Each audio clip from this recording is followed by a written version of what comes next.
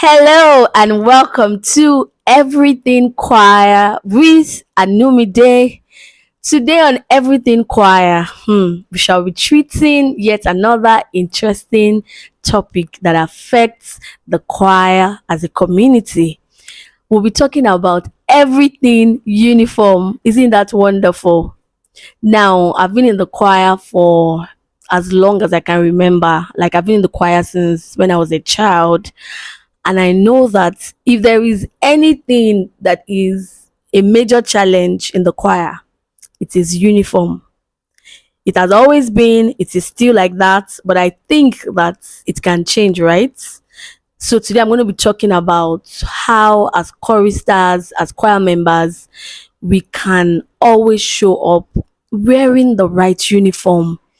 I mean, there will just always be that one choir member that will show up wearing the wrong uniform. And I'm not I don't have anything against tenor brothers or instrumentalists, but I've just noticed that most times tenor brothers and instrumentalists in the choir, they are always guilty of wearing the wrong uniform. It's either they are wearing the wrong jacket, they are wearing the wrong shirt. And as I was preparing to do this video, I was asking myself, is it because the instrumentalists, they know that they are kind of indispensable?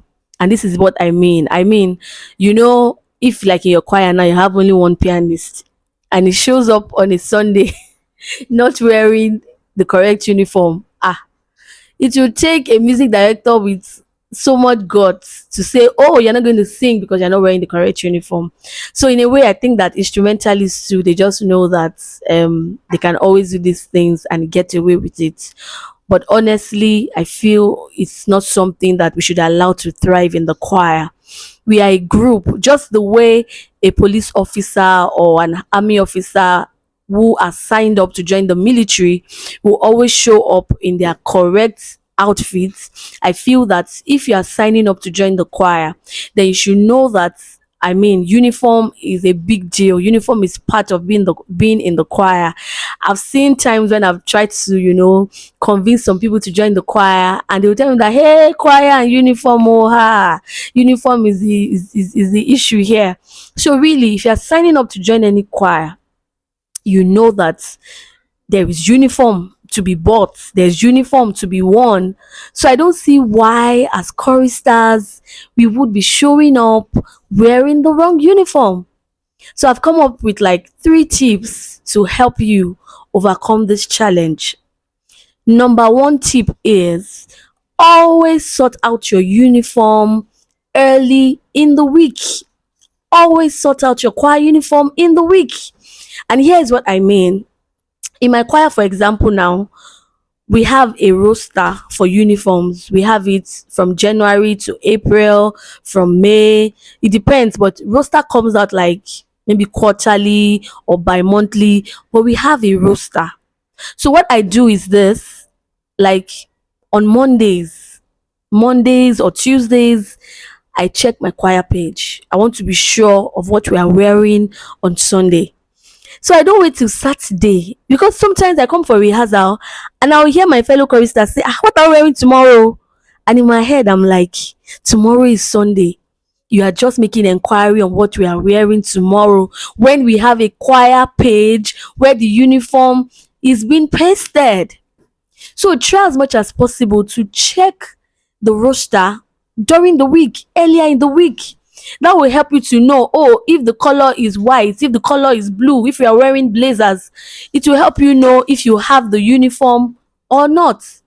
So if probably, for example, now you're checking the roster on Monday and you know that you don't have the uniform for Sunday, you still have Tuesday, Wednesday, Thursday, Friday, Saturday to go to the market to get the uniform.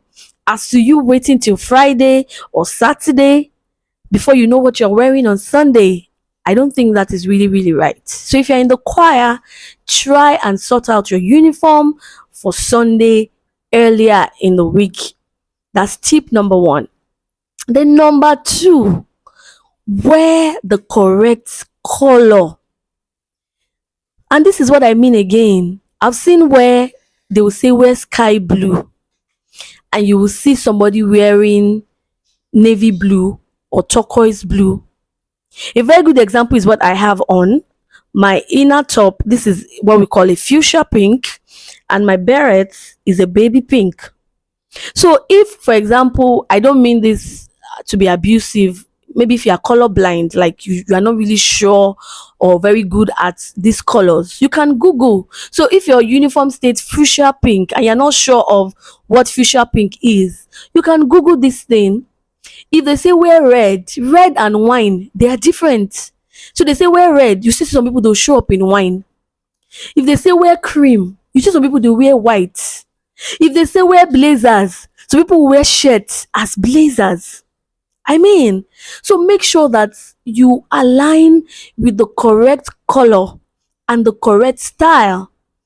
If the uniform says that come in native, we all know what native attire is. Don't come wearing corporate or English wear. Just make sure that you follow the dress code. So, tip number two is to make sure that you wear the appropriate color. If the uniform says wear blue, then you can wear any shade of blue. But the moment they put the shade of blue, if they say lilac, lilac is different from purple. Don't wear purple when they say lilac. That is also one way to make sure that you align with the dress code in your choir. Amen. Amen. And then the third tip I want to share with us is that let the occasion determine what you wear. There are times in my choir where they tell us just wear whatever you like. Maybe, yeah, like for digging deep, we're having weekly programs. Of course, they will not call any uniform. They just say just sometimes they may say dress corporate, sometimes just say wear whatever you like. But I also feel that this is not an occasion for you to dress anyhow. If, for example, you're going for a wedding as a choir member, you are going for a wedding is a thing of joy. You dress good, you look good, you tie your gele, you know, you don't go for a wedding wearing like a casual, just looking, wear some kind of slippers, looking funny. In fact, I don't even subscribe to choir members wearing slippers, no matter how I don't know what, except maybe for the elders in the choir because maybe they can't wear heels. But you showing up as a choir member wearing slippers or some funny sandals are just some things that I feel that as a choir member, and you know you want to mount the altar, you want to minister, that you shouldn't wear. So on such occasions, you are going for a wedding, let the occasion determine what you wear. If, for example, I'm going for a wake keep service or a burial service of a young person, somebody that is not really old, then you want to keep it simple and cool. You want to play with colors like gray, white, black, you know, something cool, because I mean, we are mourning, you get. You don't show up for such burial services looking all flashy and all. But if you're attending the burial maybe of an old person, maybe a 90-year-old somebody, I mean, you can also still look very good. If you're attending a birthday party as a choir member, they've invited you to come and sing. I mean, don't show up at somebody's birthday party looking, you know, just there's some dressing that don't go for some. See, it's better to overdress if that's what you're scared of. I'd rather go for an event looking very well dressed than to go for an event looking underdressed. So please, choristers, even if there is no uniform stipulated, there's no uniform like red, brown, and purple or whatever, but let the occasion you're going to attend determine what you wear for that occasion. And even as a choir member, like I always say, be prepared. I've attended birthday parties, events where I wasn't even told I was going to sing, only for me to get there and then they'll just beckon on me to come and sing. So imagine if I just gone looking, well, we may say the dressing does not matter. No, but sometimes there's a way you would dress that when you pick up the mic, safe, there's this confidence that your dressing gives to you. Good dressing also boosts your delivery. It does, whether we like it or not. So if you are going for an occasion where there's no stipulated uniform, please let the occasion also tell you how to dress. And I want to hope that with these few points of mine, I've been able to convince you and not to confuse you that as a chorister, you shouldn't be the reason why the uniform will be disorganized while you know you are standing as a chorister, and then because of you the colors are not aligning together. So please, let's help our uniform officers. Honestly, my heart always goes out to them. It's not easy. They've called uniforms and then you just show up on Sunday morning and you're wearing the wrong uniform. Please and please go through these tips, and and I want to really believe that it will really help you, because this is a community that we are building here and making sure that the choir community keeps getting better. So please do well to subscribe to this channel, share this video. You may want to share it with those, I'm not doing that say you should look for trouble, but you may want to share it with those people that you know that they are always defaulting in your choir. They don't used to wear the correct uniform, like that bassist, that pianist, that drummer, that tenor brother. I don't know what tenor brothers have done to me, really. But sincerely, choir members, let's do better. Let's do better. It's our ministry. And if we don't take responsibility, nobody's going to take that responsibility for us. So let's do what we need to do. So till I come your way again on Everything Choir, I remain Anumide.